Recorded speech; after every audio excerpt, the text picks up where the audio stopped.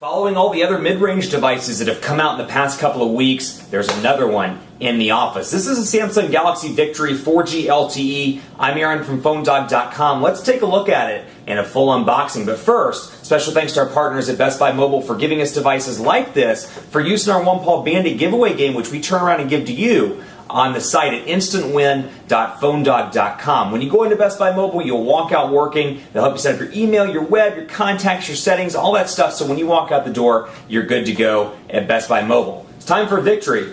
Let's unbox it.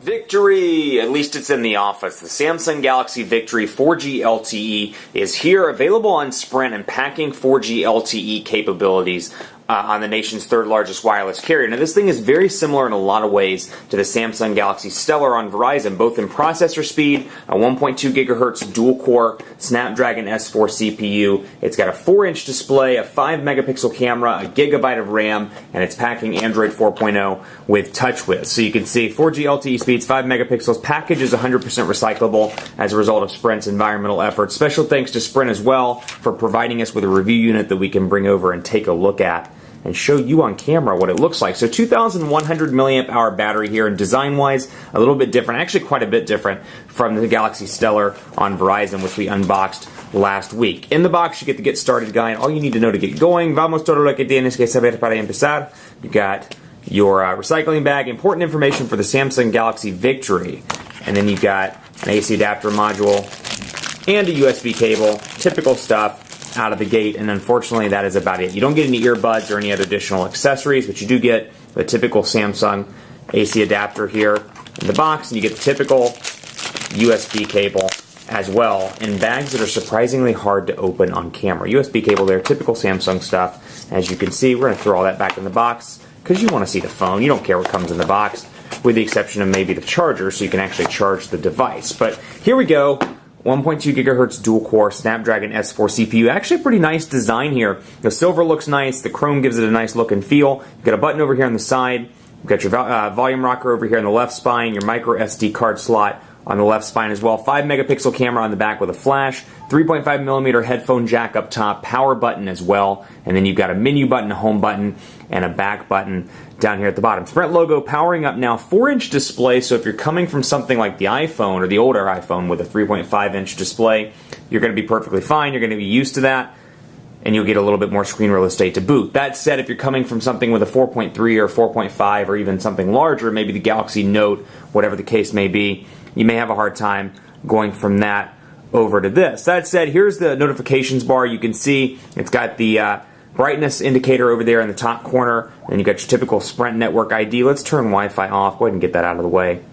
And then you got these, which is funny because these look like physical buttons, but they're actually capacitive buttons. But it kind of throws you and makes it look kind of funky. So here's your phone, very similar here. System update already. We'll install that later and save that for the full review. But here's the phone. Looks very much like the Galaxy Stellar. Feels a lot like the Galaxy Stellar. Design-wise is obviously different, and then the stuff you get out of the gate is different as well. You get some Sprint stuff pre-installed in this. Not too crazy by any means, but you get Sprint Hotspot, Sprint ID, Sprint Zone, and then visual voicemail as well. For the premium version, there is an additional fee, and then Google Wallet out of the gate. Of course, widgets over here also in typical Samsung TouchWiz, at least the new version of TouchWiz, typical look and feel. And then you've got downloads over there. I did not mean to do that. Let's go back and do this. Bam. And see what we can do. No downloaded applications, which is probably why that's not showing up. Seems to be relatively responsive. The buttons down here are a little bit funky to work with just because, again, you're expecting in your mind for these to be physical buttons, just the way that they're laid out on the device, and they're not. They're capacitive buttons. So a little bit different there. Out of the gate, you get the standard keyboard options here. I don't like how this one's done this. Take a look here at the attachment button over here on the side. I'd much rather have it down here below the chin so you can have the added screen real estate to stretch these text boxes out a little bit more to the left, so you'd have more room to type there. That said, Samsung's keypad here, and then you've got Google Voice typing as well as part of Samsung's keypad. So portrait to landscape transitions relatively quick here. Overall, a pretty zippy device for somebody that doesn't want to spend the full $200 to upgrade to the Samsung Galaxy S3 or the full $200 to upgrade to the HTC Evo 4G LTE. This could be a decent device for them where they'll actually get 4G LTE capabilities out of the gate for a cheaper price. So internet browser right here, we'll take a look at it. Typical look and feel here with your bookmarks up the top, and then we'll go back And then we'll take a look at Phone Dog. And you'll notice actually that the font looks a little bit different as well, though that may be something that's customized, or customizable rather, in the menu. I'll take a look just to make sure between now and the full review. Pinch to zoom, relatively responsive, even though the page isn't loading fully just yet. Sprint's 3G is not the best in the Charlotte metro area. That said, it's loading a little faster than it was a couple of weeks ago. I'm assuming they made some network enhancements.